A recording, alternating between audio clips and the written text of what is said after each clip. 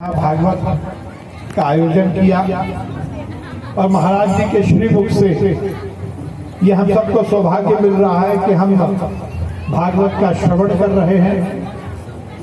कहा जाता है कि यदि इस जिंदगी की वैतरणी को यदि सही ढंग से पार करना है तो जिंदगी में केवल एक बार भागवत का श्रवण कर लो। भागवत अपने आप में अनुष्ठान है। सक्सेना परिवार को मैं बहुत बधाई दूंगा कि उन्होंने यहाँ सार्वजनिक रूप से अपने माध्यम से हम सबको ये सौभाग्य दिया कि हम भागवत का श्रवण कर सकें। वैसे तो चाहते तो देवेंद्र भाई साहब, भाभी जी, परिवार घर में बैठकर भी भागवत का श्रवण कर सकता था, पर हमारे यहाँ कहा जाता है कि अकेले पूजा करोगे तो आनंद प्राप्त होगा और सबको मिला जुलाकर सार्वजनिक रूप से पूजा करोगे तो परमानंद प्राप्त होगा। ये आनंद से परमानंद का जो सफर है ये इसी से निहित होता है कि हम किस ढंग से समाज को इकट्ठा कर सकते हैं। और इसी तरह मंदिर का निर्माण, धर्मशाला का निर्माण इसीलिए किया जाता है। धर्म मंदिर का निर्माण इसीलिए किया जाता है क्योंकि यदि आप चाहो तो घर में बैठकर ज्यादा अच्छे से पूजा, एकांत मन में पूजा करेंगे तो ज्यादा उसका हमारा मन लगेगा, ज्यादा एकाग्रता आएगी।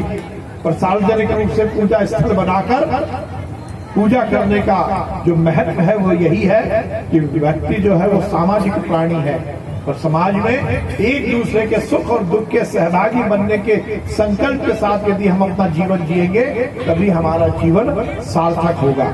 और इस भाव के साथ ही इस तरह से सार्वजनिक अनुष्ठान का, पूजा का, अर्चना का, कथाओं का आयोजन होता है।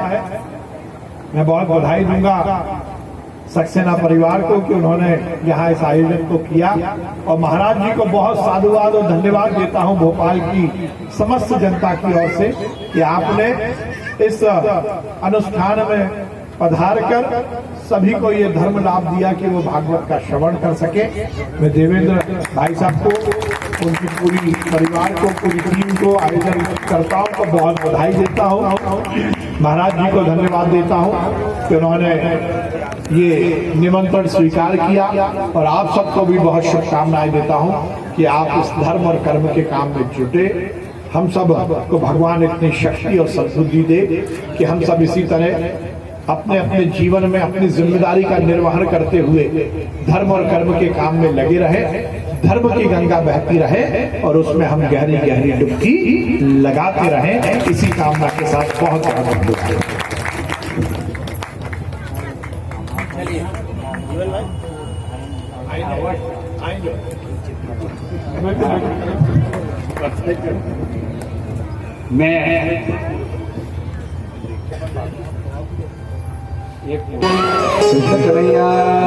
लाल की